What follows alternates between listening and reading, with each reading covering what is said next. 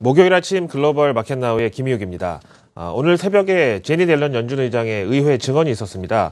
오늘 하원, 이제 내일 상원에서 각각 증언을 하게 되는데, 오늘 하원 금융위원회에서 증언 내용을 들어보니까 진짜 뭔가 굳게 마음을 먹고 있지 않나라는 생각이 들었습니다. 하지만 이것도 역시 지금 10월 지나고 11월 이 첫째 주 현재 시점이 되겠습니다. 앞으로 또 무슨 일이 일어날지는 모르겠지만, 오늘 나온 연준 의장 제닛 옐런의 금리 인상 12월 의지는 10월 FOMC 성명서 발표 당시와 거의 대동소이했다고 판단을 하고 있습니다. 간밤에 미국 증시는요, 이제 썸머타임 끝나가지고 간밤이라고 해봤자 이제 30분 전에 마쳤는데요.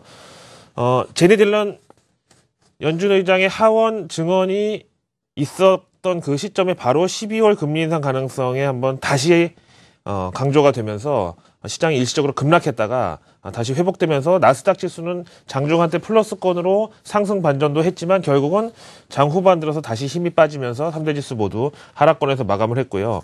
오늘 옐런 연설이 있었던 거 이런 거 다 빼고 나서 보면은 지난 며칠 동안 올랐으니까 오늘 이 정도의 뭐 어떤 휴식 구간 정도는 크게 이상하지 않다라는 느낌이 들 정도로 오늘 시장은 나름대로 선방을 좀 해줬다고 봐야 되겠죠.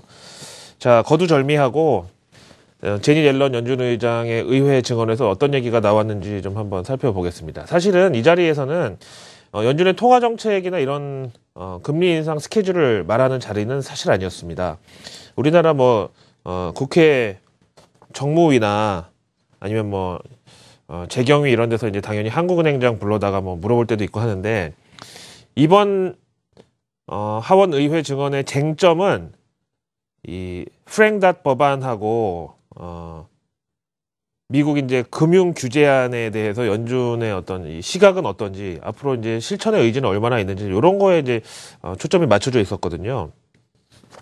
그러다 보니까 나름대로 이건 식전부터 시간 투자해가지고 읽어봤는데, 우리가 관심을 갖고 있는 글로벌 경제에 대한 평가라든가, 그럼 아니면 기준금리라든가, 아니면 실업률이 어떻다든 이런 언급이 전혀 한마디도 안 나왔더라고요. 그래서 좀 내려가서 이제 컨클루전의 결론에 보니까, 아까 말씀드린 이제 프랭닷 법안 있죠, 금융 규제안. 이런 이제 금융 규제안에 연준도 최대한 협조를 하면서 리스크 관리에 앞장을 서겠다, 이렇게 하고 이제 싱겁게 이 성명서 읽는 거는 끝나버렸단 말이에요. 그래서 이거 끝나자마자 바로 하원 금융위원회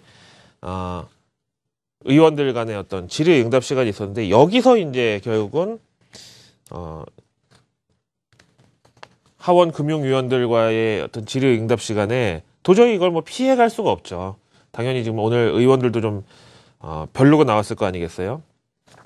그래서 오늘 나왔던 표현 중에 저는 제일 중요하다고 봤던 게, 지난 10월 FOMC 때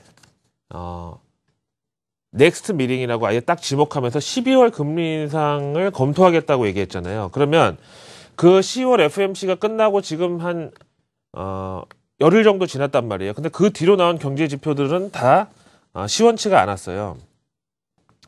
그러면 과연 성명서 발표 때하고 지금하고 입장이 달라졌느냐, 이렇게 물어봤더니, 그때 당시 FOMC 성명서상의 12월 금리 인상 가능성은 아직도 살아 숨쉬고 있다, 라이브다, 이렇게 표현을 해서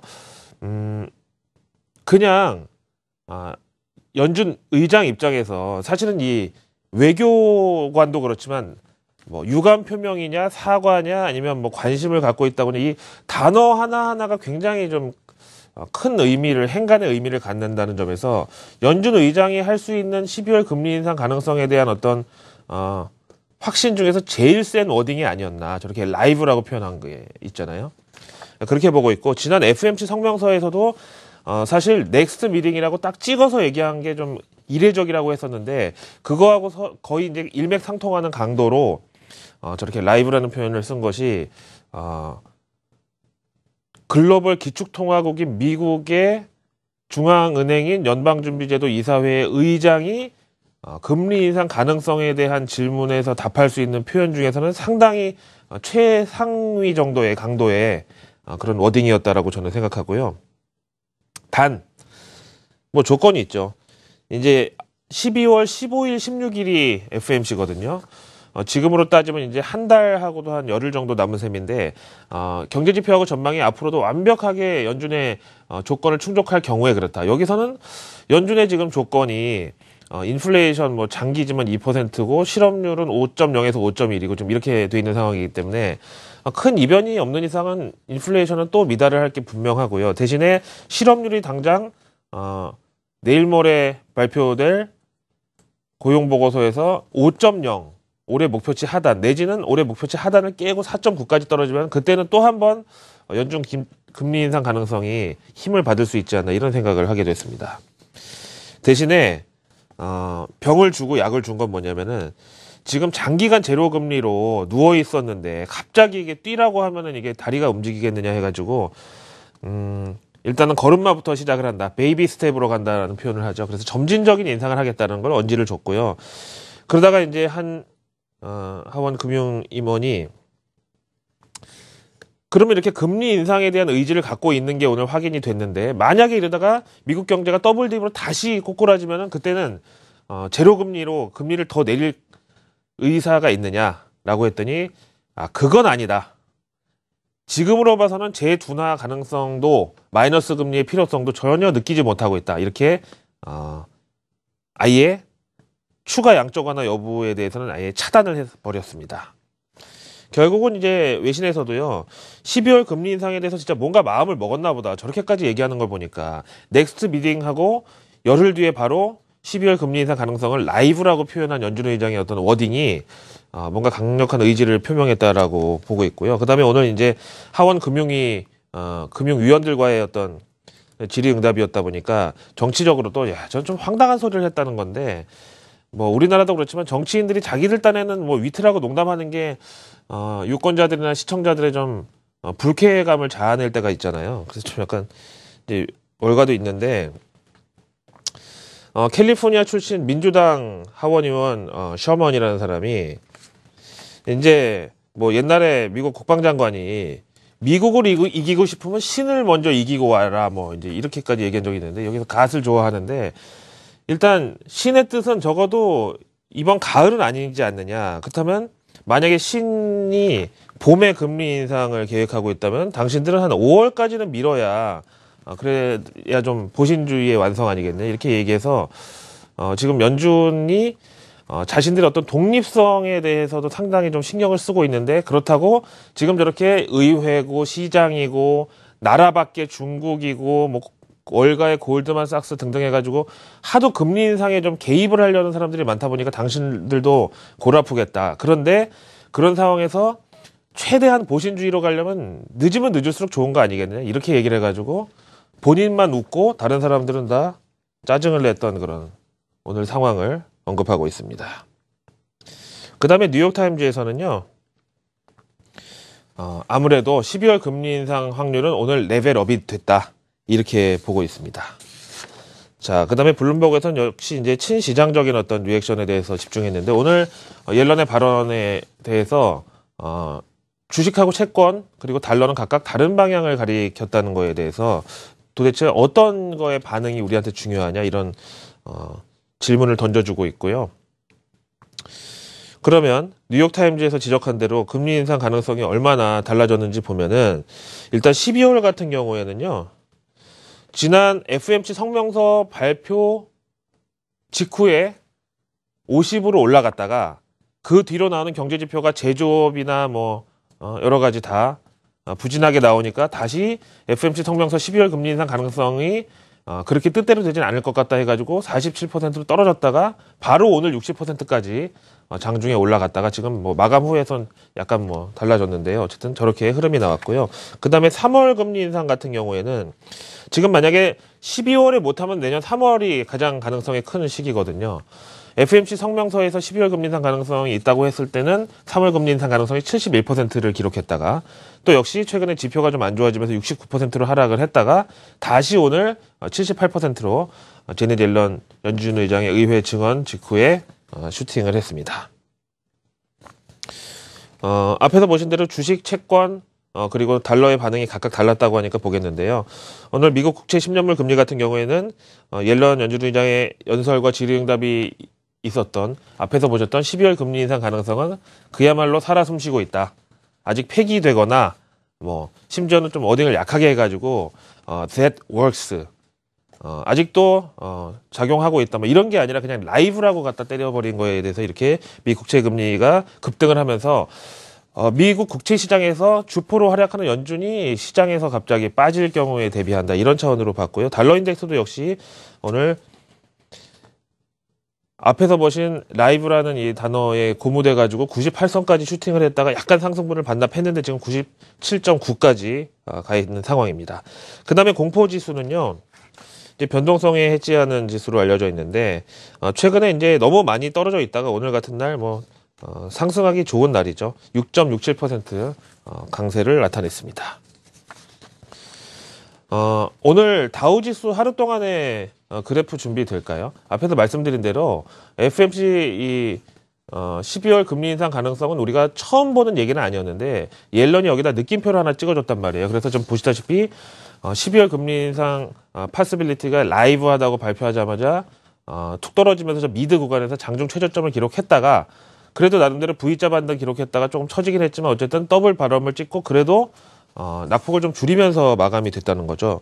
그러면 오늘 반응을 봤을 때 연준이 금리를 올린다고 해도 결국은 저렇게 시장이 마냥 밑으로 뻗지는 않을 것이다. 어느 정도 이제 추락하는 것은 날개가 있다는 차원에서 연준의 기준금리 인상이 막상 발표가 돼도 나름대로 이제 그만큼 경기가 좋아졌다는 거기 때문에 반대의 시각도 있을 것이다. 이제 이런 게 오늘 CNBC의 보도가 됐는데요. 그래서 오늘 미국 증시가 낙폭을 줄인 것이다. 이렇게 좀 앞으로 연준 기준금리 인상에 대한 축소판으로 보자. 이제 이런 의견이었는데 증시하고 연준이 모처럼 이심전심이었다는 얘기는 앞에서 옐런도 얘기했지만은 연준의 기준금리 인상은 언제 발표되느냐 보다 베이비 스텝으로 간다. 점진적으로 간다. 이런 스탠스에 더 이제 시장이 관심을 갖기 시작했다는 거죠.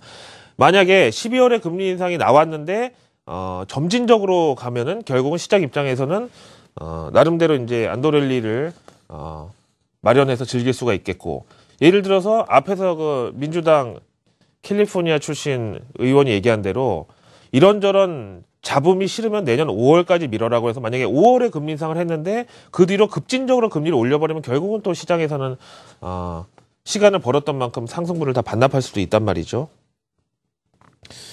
그런 면에서 오늘 이제 미국장은 금리 인상에 대해서 점진적인 가격 반영이 나왔다는 게 인상적이었다. 물론 금리 인상이라는 이슈가 당연히 유동성을 먹고 자라는 증시에서는 호재일 수는 없지만 앞에서 보신 대로 그래서 낙폭을 줄이려는 노력이 2번이나 나왔었다는 점에서 좀 인상적이었다. 나름대로 내성을 갖춰가는 게 아니야. 이런 이제 시각으로 CNBC에서는 기사를 썼습니다. 이번 주에 옐런 연준 의장의 하원 의회 증언, 내일은 이제 상원 의회 증언이 있을 텐데 오늘 얘기한 거 이상으로 내일 또 특별한 얘기를 새로운 걸 꺼내진 않겠죠. 아니 미국 의원들도 자존심이 있는데 하원에서는 뭐 1만 얘기하고 하원 가서 한 5 얘기하면 하원 의원들이 그거 가만히 있겠습니까? 네, 그런 차원에서 내일도 뭐 비슷한 수위 정도의 12월 금리 인상 가능성이 살아있다 정도로 얘기를 할 텐데 가장 중요한 것은 이제 우리 시간으로 내일 밤에 발표될 고용 지표입니다. 연준의 올해 실업률 목표치가 5.0에서 5.1 이 레인지 바운드인데 지금 현재 5.1이거든요. 만약에 여기서 5.0을 달성하거나 아니면 그 밑으로 4.9까지 떨어질 경우에 시장은 상당히 좀 연준의 기준금리 인상 가능성을 좀 깊게 체감하면서 두려움을 느낄 가능성이 있다고 봐야 되겠죠. 그거의 예고편 기능을 하는 게 ADP 민간고용 보고서입니다. 보시죠. 좋지도 않고 나쁘지도 않은 좀 대체로 양호 이렇게 나왔고요. 10월 기대치가 18만 5천 건이었는데 18만 2천 건이었는데 실제 결과는 한 3천 건 정도 넘었었습니다. 근데 보시다시피 보통 이제 제조업체나 정유사 이런 데들이 이제 고용과 이 종업원 수가 많은데 지금 연말 쇼핑 시즌을 앞두고 이제 중소 자영업자들의 일자리만 많이 늘어났고 대기업의 일자리는 많이 지금 증가가 좀 부담스러운 상황인데 문제는 이제 연말 쇼핑 시즌을 앞두고 동네 자영업자들의 어떤 고용은 지속성 면이나 어떤 퀄리티 면에서 조금 떨어질 수밖에 없다 이런 거고요. 그 다음에 제조업종이 2,000건 고용 감소를 기록했지만 건설업이 35,000건 증가하면서 이 정도면 어떤 남는 장사 정도는 해줬다는 거고, 이제 그 다음에는 전달 결과가 10,000건 정도 하향한 현재 상황을 가리키고 있습니다. 그래서 ADP 민간 고용 보고서가 중요한 거는 뭐 시차적으로 이틀 전에 발표되는 것도 있지만 정부 고용 보고서하고 어떤 이런 유의성이 있다는 건데, 지난달에는 좀 갭이 커졌어요. 이거를 참고하시면 되겠습니다. 그 다음에 상해 지수 좀 볼까요? 어제 우리 증시 급하게 2050포인트 재탈환하면서 마친 거는 사실 상해 지수가 급등한 데에 따른 것도 있거든요. 이 원인이 이거였습니다. 보실까요? 어제 이제 인민은행의 공보가 나왔는데, 저우짜우차한 인민은행장이 올해 내로 무조건 성강통 트겠다, 이렇게 얘기했는데, 이게 5달 전에 얘기한 거를 어떻게 잘못 게시한 걸로 나와가지고 참 황당한 일이 발생을 했습니다.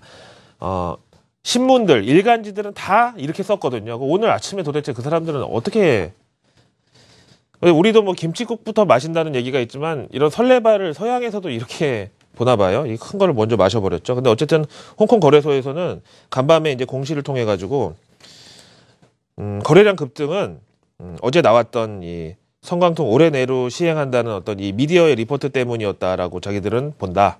하지만 아직까지는 아무것도 결정된 것은 없습니다. 네, 이렇게 얘기가 나왔습니다.